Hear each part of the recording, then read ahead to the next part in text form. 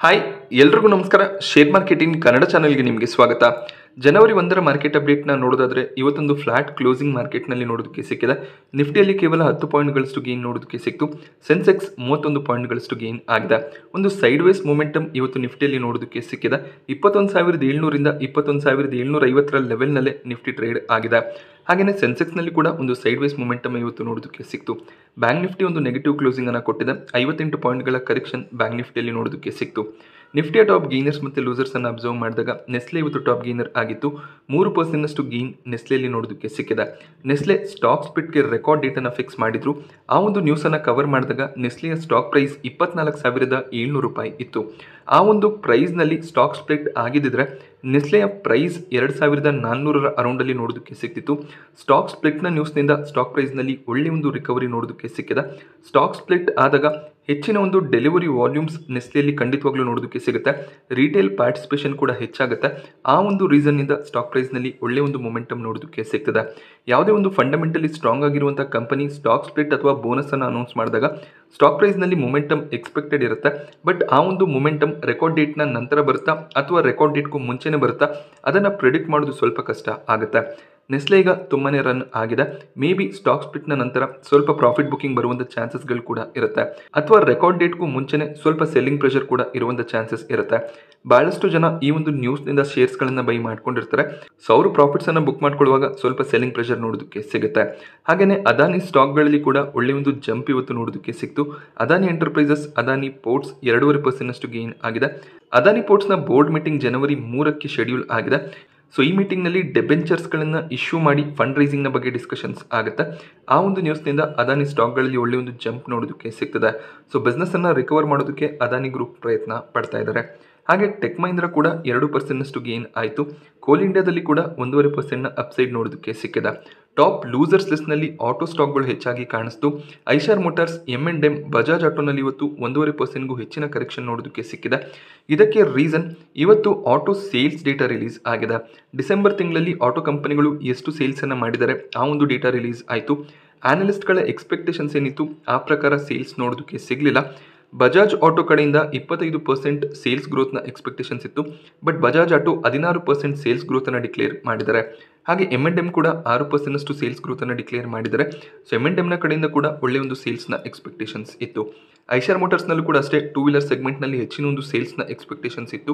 But ಆ ಒಂದು ಫಿಗರ್ಸನ್ನು ಐಷಾರ್ motors reach ಮಾಡೋದಕ್ಕೆ ಸಾಧ್ಯ ಆಗಿಲ್ಲ. ಹಾಗೆ ಭಾರತಿ ಏರ್ಟೆಲ್ ಮತ್ತು ಇಂಡಾಲ್ಕೋನಲ್ಲಿ ಕೂಡ ನೆಗೆಟಿವ್ ಕ್ಲೋಸಿಂಗ್ ನೋಡೋದಕ್ಕೆ ಸಿಕ್ಕಿದೆ. ಮಾರುತಿ ಸುಜುಕಿ ಕೂಡ ತಮ್ಮ ಸೇಲ್ಸ್ ಡೇಟಾವನ್ನು ಅನೌನ್ಸ್ ಮಾಡಿದರೆ ಡಿಸೆಂಬರ್ ತಿಂಗಳಲ್ಲಿ 1.28% ಸೇಲ್ಸ್ ಡೌನ್ ಆಗ್ತಿರೋದು ಕಾಣಿಸ್ತಿದೆ. ಸೊ ಕಮರ್ಷಿಯಲ್ ವೆಹಿಕಲ್ಸ್ಗಳು ಅಂದರೆ 4 ವೀಲರ್ ವೆಹಿಕಲ್ಸ್ಗಳಲ್ಲಿ ಅಷ್ಟೊಳ್ಳೆ ಸೇಲ್ಸ್ನ ಎಕ್ಸ್ಪೆಕ್ಟೇಷನ್ಸ್ ಇರಲಿಲ್ಲ. ಆದರೂ ಕೂಡ ಒಳ್ಳೆಯ ಒಂದು ಸೇಲ್ಸ್ನ ಎಕ್ಸ್ಪೆಕ್ಟೇಷನ್ಸ್ ಮಾರುತಿ ಸುಜುಕಿ ಕಡೆಯಿಂದ ಇತ್ತು. ಆ ಒಂದು ಫಿಗರ್ಸನ್ನು ಮಾರುತಿ ಸುಜುಕಿ ರೀಚ್ ಮಾಡೋದಕ್ಕೆ ಸಾಧ್ಯ ಆಗಿಲ್ಲ. ಓವರ್ ಆಲ್ ಡಿಸೆಂಬರ್ ತಿಂಗಳಲ್ಲಿ ಅಷ್ಟೊಂದು ಸೇಲ್ಸ್ ಆಟೋ ಕಂಪನಿಗಳ ಕಡೆಯಿಂದ ನೋಡೋದಕ್ಕೆ ಸಿಕ್ಕಿಲ್ಲ. ಆ ಒಂದು ರೀಸನ್ನಿಂದ ಒಳ್ಳೆಯ ಒಂದು ಪಾಸಿಟಿವ್ ಟ್ರೆಂಡ್ನಲ್ಲಿದ್ದಂಥ ಆಟೋ ಸ್ಟಾಕ್ಗಳಲ್ಲಿ ಸ್ವಲ್ಪ ಪ್ರಾಫಿಟ್ ಬುಕಿಂಗ್ ಬಂದಿದೆ. ಹಾಗೆ ಡಿಸೆಂಬರ್ ತಿಂಗಳ GST collection year on year 10% increase ಆಗಿದೆ. ಸೊ 1.65 ಲಕ್ಷ ಕೋಟಿಯಷ್ಟು GST ಕಲೆಕ್ಷನ್ ಡಿಸೆಂಬರ್ ತಿಂಗಳಲ್ಲಿ ನೋಡೋದಕ್ಕೆ ಸಿಕ್ಕಿದೆ. But month on month compare ಮಾಡಿದಾಗ 2% GST ಕಲೆಕ್ಷನ್ ಕಡಿಮೆ ಆಗಿದೆ. ನವೆಂಬರ್ ತಿಂಗಳಲ್ಲಿ 1.68 ಲಕ್ಷ ಕೋಟಿಯಷ್ಟು GST ಕಲೆಕ್ಷನ್ ಆಗಿತ್ತು. ಸೊ ದೀಪಾವಳಿ ಹಬ್ಬ ಕೂಡ ಇದರಿಂದ ಹೆಚ್ಚಿನ ಒಂದು ಬಿಸ್ನೆಸ್ ಆಗಿರುತ್ತೆ. ಆದ್ರಿಂದ GST ಕಲೆಕ್ಷನ್ ಕೂಡ ಹೆಚ್ಚಾಗಿ ಕಾಣಿಸಿರುತ್ತೆ.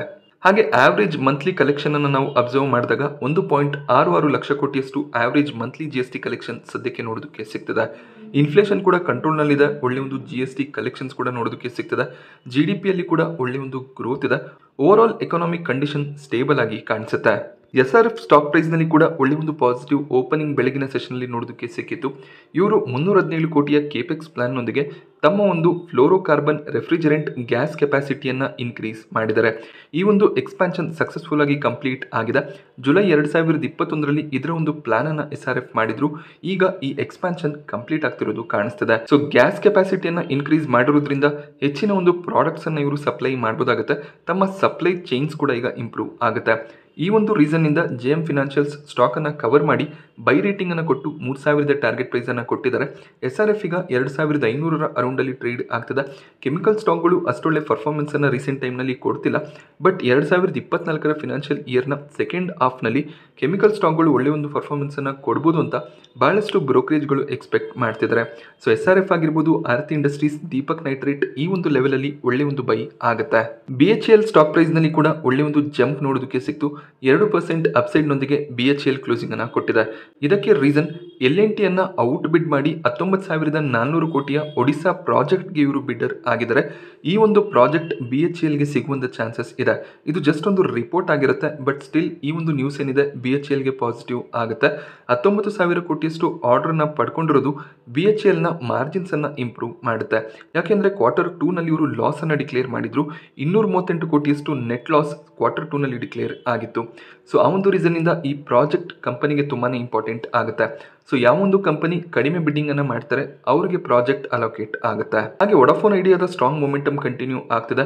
ಶುಕ್ರವಾರದ ದಿನ ಕೂಡ 20% ಅಪ್ಸೈಡ್ ವೊಡಾಫೋನ್ ಐಡಿಯಾದಲ್ಲಿ ನೋಡೋದಕ್ಕೆ ಸಿಕ್ಕಿತ್ತು. ಇವತ್ತು ಕೂಡ ಸ್ಟಾಕ್ 10%ಗೂ ಹೆಚ್ಚಿನ ಅಪ್ಸೈಡ್ನೊಂದಿಗೆ ಟ್ರೇಡ್ ಆಗ್ತಿತ್ತು. 18 ರೂಪಾಯಿಯ ಹೈಯನ್ನು ಕೂಡ ವೊಡಾಫೋನ್ ಐಡಿಯಾ ಟಚ್ ಮಾಡಿತ್ತು. ಆ ಒಂದು ಲೆವೆಲ್ನಿಂದ ಸ್ವಲ್ಪ ಪ್ರಾಫಿಟ್ ಬುಕಿಂಗ್ ಬಂದಿದೆ. ಸೊ ಹೈಯರ್ ಲೆವೆಲ್ಗೆ ಹೋಗ್ತಿದ್ದಂಗೆ ಪ್ರಾಫಿಟ್ ಬುಕಿಂಗ್ ಕೂಡ ಬರ್ತಾ ಇರುತ್ತೆ. ಯಾಕೆಂದರೆ ಲೋವರ್ ಲೆವೆಲ್ಗಳಲ್ಲಿ ಯಾರು ಬೈಯಿಂಗ್ ಅನ್ನು ಮಾಡಿರ್ತಾರೆ ಅವರು ಶೇರ್ಸ್ಗಳನ್ನು ಸೆಲ್ ಮಾಡಿ ಎಕ್ಸಿಟ್ ಆಗ್ತಿರ್ತಾರೆ. ಸೊ 10 ರೂಪಾಯಿಯ ಕೆಳಗಡೆ ಬೈ ಮಾಡ್ಕೊಂಡಿದ್ದೀರ ಅಂದರೆ ಸ್ವಲ್ಪ ಪ್ರಾಫಿಟ್ ಬುಕಿಂಗನ್ನು ಖಂಡಿತವಾಗ್ಲೂ ಮಾಡ್ಕೋಬೋದಾಗುತ್ತೆ. ಫಂಡ್ ಇನ್ಫ್ಯೂಷನ್ನ ನ್ಯೂಸ್ನಿಂದ ಸ್ಟಾಕ್ ಪ್ರೈಸ್ನಲ್ಲಿ ಒಳ್ಳೆಯ ಒಂದು ಜಂಪ್ ನೋಡೋದಕ್ಕೆ ಸಿಗ್ತದೆ. ಬಟ್ ಪ್ರಮೋಟರ್ಸ್ ಎಷ್ಟು ಬೇಗ ಈ ಒಂದು ಫಂಡ್ ಇನ್ಫ್ಯೂಷನನ್ನು ಕಂಪ್ಲೀಟ್ ಮಾಡ್ತಾರೆ ಅದು ಕೂಡ ಇಂಪಾರ್ಟೆಂಟ್ ಆಗುತ್ತೆ. ಹಾಗೆ ಅಂದ್ಕೊಂಡಿರುವಂಥ ರೀತಿಯಲ್ಲಿ ಫಂಡ್ ಇನ್ಫ್ಯೂಷನ್ ಆಗಲಿಲ್ಲ ಅಂದರೆ ಸೆಲ್ಲಿಂಗ್ ಪ್ರೆಷರ್ ಬರುವಂಥ ಚಾನ್ಸಸ್ಗಳು ಕೂಡ ಹೆಚ್ಚಾಗಿರುತ್ತೆ. ಹಾಗೆ ಯೆಸ್ ಬ್ಯಾಂಕ್ನಲ್ಲಿ ಕೂಡ ಇವತ್ತು 5% ಜಂಪ್ ನೋಡೋದಕ್ಕೆ ಸಿಕ್ಕಿದೆ. ಇದಕ್ಕೆ ರೀಸನ್ ಇವರ ಬ್ಯಾಡ್ ಲೋನ್ಸನ್ನು ಇನ್ನಷ್ಟು ಇವರು ಕಡಿಮೆ ಮಾಡ್ಕೊಂಡಿದ್ದಾರೆ. ಬ್ಯಾಡ್ ಲೋನ್ಸನ್ನು ಸೆಲ್ ಮಾಡಿ 150 ಕೋಟಿಯಷ್ಟು ಬ್ಯಾಡ್ ಲೋನ್ ಪೋರ್ಟ್ಫೋಲಿಯೋನ ಇವರು ರಿಕವರ್ ಮಾಡ್ಕೊಂಡಿದ್ದಾರೆ. ಸೊ ಎಷ್ಟು ಬ್ಯಾಡ್ ಲೋನ್ಸ್ ರಿಕವರ್ ಆಗ್ತಾ ಹೋಗುತ್ತೆ ಅಷ್ಟು ಕೂಡ ಅದು ಯೆಸ್ ಬ್ಯಾಂಕ್ಗೆ ಪಾಸಿಟಿವ್ ಆಗುತ್ತೆ. ಯಾಕೆಂದರೆ ಈ ಬ್ಯಾಡ್ ಲೋನ್ಸ್ ಇನ್ಕ್ರೀಸ್ ಆಗಿದ್ರಿಂದನೇ ಸ್ಟಾಕ್ ಪ್ರೈಸ್ನಲ್ಲಿ ತುಂಬಾ ಪ್ರೆಷರ್ ನೋಡೋದಕ್ಕೆ ಸಿಕ್ಕಿತ್ತು. ಎಷ್ಟು ಫಂಡ್ಸನ್ನು ಯೆಸ್ ಬ್ಯಾಂಕ್ ಈ ಒಂದು ಬ್ಯಾಡ್ ಲೋನ್ಸ್ನಿಂದ ರಿಕವರ್ ಮಾಡ್ಕೊಳ್ತಾ ಹೋಗ್ತಾರೆ ಅಷ್ಟು ಸ್ಟಾಕ್ ಪ್ರೈಸ್ನಲ್ಲಿ ನಾವು ಜಂಪನ್ನು ಎಕ್ಸ್ಪೆಕ್ಟ್ ಮಾಡ್ಬೋದಾಗುತ್ತೆ. ಬಟ್ 22ರ ಲೆವೆಲ್ ಏನಿದೆ ಯೆಸ್ ಬ್ಯಾಂಕ್ಗೆ ತುಂಬಾ ಕ್ರಿಟಿಕಲ್ ಆಗಿರುತ್ತೆ. ಭಾಳಷ್ಟು ಬಾರಿ ಯೆಸ್ ಬ್ಯಾಂಕ್ ಈ ಒಂದು ಲೆವೆಲನ್ನು ಟಚ್ ಮಾಡಿ ಆ ಒಂದು ಲೆವೆಲ್ನಿಂದ ಮತ್ತೆ ಕರೆಕ್ಟಾಗಿ 16-17ರ ಲೆವೆಲ್ಗೆ ಫಾಲ್ ಆಗಿದೆ. ಸೊ 22ರ ಲೆವೆಲ್ನಲ್ಲಿ ಯೆಸ್ ಬ್ಯಾಂಕ್ ಸಸ್ಟೈನ್ ಆಗಿ ಪಾಸಿಟಿವ್ ಮೂವ್ ನೋಡೋದಕ್ಕೆ ಸಿಕ್ಕಿದ್ರೆ ಖಂಡಿತವಾಗ್ಲೂ 27-30ರ ಲೆವೆಲ್ಗೆ ಕೂಡ ಯೆಸ್ ಬ್ಯಾಂಕ್ ಹೋಗುವಂಥ ಚಾನ್ಸಸ್ ಇರುತ್ತೆ. ಸೊ ರೀಸೆಂಟಾಗಿ ಮಾರ್ಕೆಟ್ನಲ್ಲಿ ಲಿಸ್ಟ್ ಆದಂಥ RBZ ಜ್ಯುವೆಲರ್ಸ್ನಲ್ಲಿ ಕಂಟಿನ್ಯೂಸ್ 4 ಟ್ರೇಡಿಂಗ್ ಸೆಷನ್ಗಳಲ್ಲಿ ಅಪರ್ ಸರ್ಕ್ಯೂಟ್ ನೋಡೋದಕ್ಕೆ ಸಿಕ್ಕಿದೆ. ಈ IPOನಲ್ಲಿ ಯಾವುದೇ ರೀತಿಯ ಗ್ರೇ ಮಾರ್ಕೆಟ್ ಪ್ರೀಮಿಯಂ ಇರಲಿಲ್ಲ. ಒಂದು ಫ್ಲಾಟ್ ಲಿಸ್ಟಿಂಗ್ ನೋಡೋದಕ್ಕೆ ಸಿಕ್ಕಿತ್ತು. 100 ರೂಪಾಯಿಯ ಇಶ್ಯೂ ಪ್ರೈಸನ್ನು ಕಂಪನಿ ಸೆಟ್ ಮಾಡಿದ್ರು. ಸೊ 100 ರೂಪಾಯಿಯ ಪ್ರೈಸ್ನಲ್ಲೇ RBZ ಮಾರ್ಕೆಟ್ನಲ್ಲಿ ಲಿಸ್ಟ್ ಆಯಿತು. ಸೊ ಅಲ್ಲಿಂದ ಅಪರ್ ಸರ್ಕ್ಯೂಟ್ನಲ್ಲಿ ಸ್ಟಾಕ್ ಕಂಟಿನ್ಯೂ ಆಗ್ತದೆ. ಸೊ ಹೆಚ್ಚಾಗಿ ಬಯರ್ಸ್ಗಳು ಈ ಒಂದು ಸ್ಟಾಕ್ ಇಂಟ್ರೆಸ್ಟೆಡ್ ಇದ್ದಾರೆ. So major reason Titan, Senco, Joyalukkas ಈ ರೀತಿಯ ಕಂಪನಿಗಳಿಗೆ ಇವರು ಜ್ಯುವೆಲರಿಯನ್ನು ಮ್ಯಾನುಫ್ಯಾಕ್ಚರ್ ಮಾಡಿ ಸೆಲ್ ಮಾಡ್ತಾರೆ. ಆ ಒಂದು ರೀಸನ್ನಿಂದ ಬಿಸ್ನೆಸ್ ಸ್ಟ್ರಾಂಗ್ ಇದೆ ಅಂತ ಬಹಳಷ್ಟು ಜನ ಇಲ್ಲಿ ಇಂಟ್ರೆಸ್ಟನ್ನು ತೋರಿಸ್ತಿದ್ದಾರೆ. ಹಾಗೆ ಸ್ಟಾಕ್ ಕಂಟಿನ್ಯೂಸ್ ಅಪರ್ ಸರ್ಕ್ಯೂಟ್ನಲ್ಲಿ ಇದ್ದಾಗ ಸೆಲ್ಲಿಂಗ್ ಪ್ರೆಷರ್ ಬಂದರೆ ಲೋವರ್ ಸರ್ಕ್ಯೂಟ್ ಕೂಡ ಬರುವಂಥ ಚಾನ್ಸಸ್ ಇರುತ್ತೆ. ಸೊ ಆ ಒಂದು ರೀಸನ್ನಿಂದ ಹೈಯರ್ ಲೆವೆಲ್ಗಳಲ್ಲಿ ಆರ್ಡರ್ನ ಪ್ಲೇಸ್ ಮಾಡೋದಕ್ಕೆ ಹೋಗಬೇಡಿ. ಎಲ್ಲಿವರೆಗೂ ಸ್ಟಾಕ್ ಮೂವ್ ಆಗುತ್ತೆ ಅದನ್ನು ಪ್ರಿಡಿಕ್ಟ್ ಮಾಡೋದಕ್ಕೆ ಸಾಧ್ಯ ಆಗೋದಿಲ್ಲ. ಯಾಕೆಂದರೆ ರೀಸೆಂಟಾಗಿ ಲಿಸ್ಟ್ ಆಗಿರುವಂಥ ಕಂಪನಿ ಆಗಿರೋದ್ರಿಂದ ಈ ಒಂದು ಮೊಮೆಂಟಮ್ ಕಂಟಿನ್ಯೂ ಆಗುವಂಥ ಚಾನ್ಸಸ್ ಇರುತ್ತೆ. ಬಟ್ ಯಾವಾಗ ರಿಟೇಲ್ ಇನ್ವೆಸ್ಟರ್ಸ್ಗಳು ಹೆಚ್ಚಿನ ಒಂದು ಆರ್ಡರ್ಸ್ಗಳನ್ನು ಪ್ಲೇಸ್ ಮಾಡೋದಕ್ಕೆ ಸ್ಟಾರ್ಟ್ ಮಾಡ್ತಾರೆ ಅಲ್ಲಿ ಆಪರೇಟರ್ಸ್ ಎಕ್ಸಿಟ್ ಆಗ್ತಾರೆ. ಸೊ ಅಲ್ಲಿಂದ ಒಂದು ಸೆಲ್ಲಿಂಗ್ ಪ್ರೆಷರ್ ಬರುವಂಥ ಚಾನ್ಸಸ್ ಇದ್ದೇ ಇರುತ್ತೆ. ಸೊ ಈ ವಾರ ಯಾವುದೇ ಒಂದು ಮೇನ್ ಬೋರ್ಡ್ IPO ಸಬ್ಸ್ಕ್ರಿಪ್ಷನ್ಗೆ ಓಪನ್ ಆಗ್ತಿಲ್ಲ. ಬಟ್ ಆಲ್ರೆಡಿ 2 SME IPOಗಳು ಓಪನ್ ಇದೆ. ಕೌಶಲ್ಯ ಲಾಜಿಸ್ಟಿಕ್ ಈ ಒಂದು SME IPO ಡಿಸೆಂಬರ್ 29ಕ್ಕೆ ಮಾರ್ಕೆಟ್ನಲ್ಲಿ ಸಬ್ಸ್ಕ್ರಿಪ್ಷನ್ಗೆ ಓಪನ್ ಆಗಿದೆ. ಜನವರಿ 3ರವರೆಗೂ ಈ ಒಂದು SME IPOನಲ್ಲಿ ನೀವು ಸಬ್ಸ್ಕ್ರಿಪ್ಷನನ್ನು ಮಾಡ್ಕೋಬೋದಾಗುತ್ತೆ. ಪ್ರೈಸ್ ಬ್ಯಾಂಡನ್ನು ಕಂಪನಿ 71ರಿಂದ 75 ರೂಪಾಯಿ ಸೆಟ್ ಮಾಡಿದರೆ 1600 ಶೇರ್ಗಳ ಲಾಟ್ ಆಗಿರುತ್ತೆ. ಸೊ ನೀವು ರಿಟೇಲ್ ಕ್ಯಾಟಗರಿಯಲ್ಲಿ ಅಪ್ಲಿಕೇಶನ್ ಹಾಕ್ತೀರಾ ಅಂದರೆ ಒಂದು ಲಾಟ್ಗೆ ಮಾತ್ರ ಅಪ್ಲೈ ಮಾಡ್ಬೋದಾಗುತ್ತೆ. 1600 ಶೇರ್ಗಳ ಲಾಟ್ ಆಗಿರುತ್ತೆ.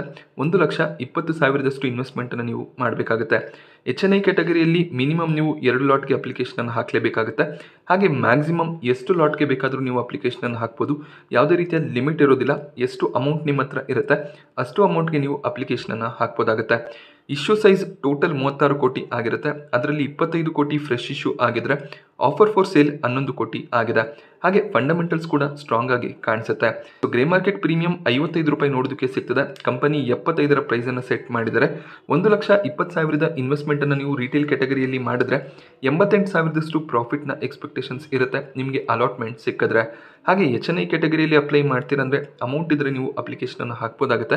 ರಿಟೇಲ್ ಕ್ಯಾಟಗರಿಯಲ್ಲಿ ಆಲ್ರೆಡಿ 65 ಟೈಮ್ ಸಬ್ಸ್ಕ್ರಿಪ್ಷನ್ ನೋಡೋದಕ್ಕೆ ಸಿಕ್ಕಿದ್ರೆ NII ಕ್ಯಾಟಗರಿ 41 ಟೈಮ್ ಸಬ್ಸ್ಕ್ರೈಬ್ ಆಗಿದೆ. QIB ಕ್ಯಾಟಗರಿಯಲ್ಲಿ 2.5 ಟೈಮ್ಗೂ ಹೆಚ್ಚಿನ ಸಬ್ಸ್ಕ್ರಿಪ್ಷನ್ ನೋಡೋದಕ್ಕೆ ಸಿಕ್ಕಿದೆ.